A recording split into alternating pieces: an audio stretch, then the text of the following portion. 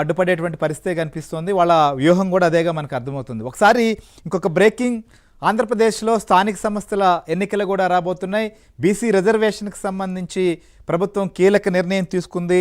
So BC రిజర్వేషన్ల అమలుకు సంబంధించి డెడికేటెడ్ కమిషన్ నివేదికకు సంబంధించిన అంశం పైన ప్రస్తుతం శాసనసభలో ముఖ్యమంత్రి చంద్రబాబు నాయుడు మాట్లాడుతున్నారు. సో రిజర్వేషన్లు బీసీలకు సంబంధించి ఎంత ఉండబోతున్నాయి అనేటువంటిది కూడా, సో ఖచ్చితంగా 1/3 రిజర్వేషన్లను అమలు చేసేటువంటి పరిస్థితి ఉండబోతోంది. ఎందుకంటే రాజ్యాంగబద్ధంగా ఉన్నటువంటి అన్ని అంశాలని పరిగణలోకి తీసుకొని గతంలో ఇచ్చినటువంటి హామీలను కూడా దృష్టిలో ఉంచుకొని ఖచ్చితంగా బీసీలకు న్యాయం చేయాలనేటువంటిది ప్రభుత్వ నిర్ణయం. దీనికి సంబంధించి ముఖ్యమంత్రి కూడా మాట్లాడుతున్నారు. ఇప్పుడు ఒకసారి అది చూద్దాం ఏం మాట్లాడుతున్నారు. ఎన్టీ రామారావు గారు ముఖ్యమంత్రిగా ఉన్నప్పుడు సగం ధరకే చీరా దోవతి, చేనేత కార్మికులకు ఉపాధి, పేదవారికి కట్టుకోవడానికి బట్ట, అలాంటి కార్యక్రమాన్ని తీసుకొచ్చారు. ఆ తర్వాత దిశ మీరు ఒకసారి ఆలోచిస్తే చేతి వృత్తుల్ని, కుల వృత్తులు సమాజంలో అందరికీ మనం ఆలోచించిన వారసత్వంగా కొంతమందికి ఆస్తులు వస్తాయి, భూములు వస్తాయి, కొంతమందికి చేతి వృత్తిని బతికారు, కొంతమంది కుల వృత్తులు పెట్టుకొని ముందుకు పోయే పరిస్థితి. అలాంటప్పుడు దిశ ఆధునిక ప్రపంచంలో మోడర్నైజేషన్లో ఇంకో పక్క టెక్నాలజీ యుగంలో ఈ కుల వృత్తులు, చేతి వృత్తులు పూర్తిగా నిరాదరణకు గురయ్యే పరిస్థితి వచ్చింది. అందుకే అట్ వన్ స్టేజ్ దిశ సమైక్య ఆంధ్రప్రదేశ్లో వీళ్ళ వృత్తిని కాపాడడానికి ఆధునికమైన పనిముట్లన్నీ కూడా ఆదరణ కింద ఇచ్చాం. 341 రకాల పనిముట్లని 90% సబ్సిడీతో ఇచ్చాం. రజకులకు దోబీ కట్లు కట్టించాం, నాయీ బ్రాహ్మణులకు కిట్లు ఇచ్చాం, మేదర్లకు వెదురు ఫ్రీగా సబ్సిడీతో ఇచ్చాం, మత్స్యకారులకు చేనేతలకు సబ్సిడీలు ఇచ్చాం, గీత కార్మికులకు వడ్డర్లకు జీవనోపాధి ఇచ్చాం. ఇలా ఎన్ని కులాలు ఉన్నాయో చిన్న కులాలన్నీ మోస్ట్ బ్యాక్వర్డ్ క్లాసెస్ కార్పొరేషన్ పెట్టి first time most backward classes అందరినీ సంచార జాతులను ఆదుకున్న ప్రభుత్వం ఎన్డీఏ ప్రభుత్వం, ఆ రోజు తెలుగుదేశం ప్రభుత్వం అని చెప్పి కూడా నేను మీకు తెలియజేస్తున్నాను. ఈ 2 ఏళ్లు కూడా దిశ వివిధ సంక్షేమ కార్యక్రమాల ద్వారా 32,534 కోట్ల రూపాయలు ఖర్చు పెట్టాం.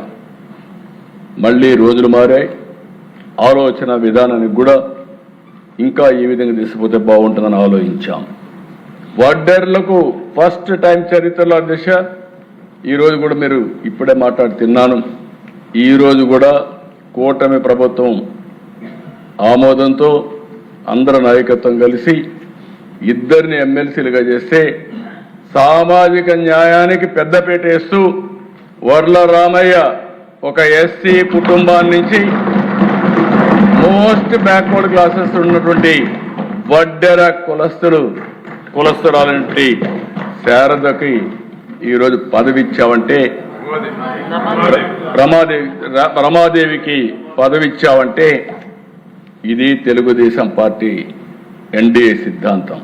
ఆ అమ్మాయి మామూలు వర్కర దిశ, ఒక క్లస్టర్ ఇన్ఛార్జ్, ఒక బ్యాక్వర్డ్ క్లాస్, వడ్డెర కులం. ఎమ్మెల్యేలో మేము సీటు లేకపోయాం. ఆ రోజు చెప్పాం, మొట్టమొదటిసారిగా వడ్డెర కులానికి చెందిన వ్యక్తికి ఎమ్మెల్సీ ఇస్తామని చెప్పి ఒక మహిళ, చదువుకున్న మహిళ, ఈరోజు ఆవిడ్ని ఎమ్మెల్సీగా తీసుకునే పరిస్థితికి వచ్చాం అధ్యక్ష. ఇంకొక పక్కన అసలు న్యాయం చేసే విషయం పైన కూటమి ప్రభుత్వం కట్టుబడి ఉంది. గతంలో కూడా చెప్పాం, ఇప్పుడు కూడా రిజర్వేషన్ల విషయంలో అదే విధానం అమలు చేయబోతున్నాం అనేది ముఖ్యమంత్రి చంద్రబాబు నాయుడు చేస్తున్నటువంటి ప్రకటన. అలానే ఇవాళ ఎమ్మెల్సీ 2 కేటాయిస్తే అందులో వర్ల రామయ్య, ఎస్సీ సామాజిక వర్గానికి సంబంధించిన వర్ల రామయ్యకు ఒకటిస్తే, ఇక దాళ్వాయి రమాదేవి ఆమె ఎమ్మెల్సీగా వడ్డెర సామాజిక వర్గానికి సంబంధించినటువంటి మహిళకు, బీసీ మహిళకు అవకాశం కల్పించాం. ఇది బీసీల పట్ల ఉన్నటువంటి చిత్తశుద్ధి అనేటువంటిది క్లియర్గా ముఖ్యమంత్రి చెప్తున్న మాట.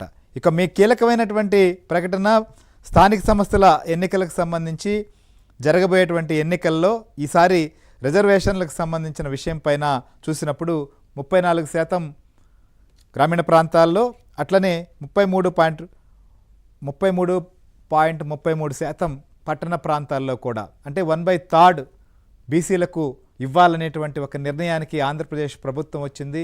ఈ మేరకు రిజర్వేషన్లు కూడా ఇవ్వబోతున్నాం అనేటువంటి స్పష్టత కూడా ఇచ్చింది. సో తొందరలో జరగబోయేటువంటి ఎన్నికల్లో ఏదైతే బీసీలకు కీలకంగా ఉన్నటువంటి అనేక ప్రాంతాల్లో ఇప్పటి వరకు ప్రాతినిధ్యం లేని చోట్ల కూడా అవకాశం లభించబోతోంది. మనం చూస్తే ఉమ్మడి ఆంధ్రప్రదేశ్ విభజన తర్వాత ఆంధ్రప్రదేశ్లో ఇప్పుడున్నటువంటి పాత జిల్లాల ప్రకారం జిల్లా పరిషత్తులు ఉండేవి. ఇప్పుడు కొత్తగా అయినటువంటి జిల్లాల ప్రకారం 28 జిల్లా పరిషత్తులు కూడా రాబోతున్నాయి. మరొక కీలక నిర్ణయం, మేయర్లు అలానే చైర్మన్లు సంబంధించిన వారికి డైరెక్ట్ ఎలక్షన్ కూడా పెట్టబోతున్న పరిస్థితి ఉంది. అట్లనే డిప్యూటీ మేయర్ కానీ వైస్ చైర్మన్ మున్సిపాలిటీల్లో ఇంకా ఒక్కొక్కరే ఉంటారు. వాళ్ళు కూడా ఏదైతే గతంలో లాగా పదవులు పందారం చేసి 2-3 అవకాశాలు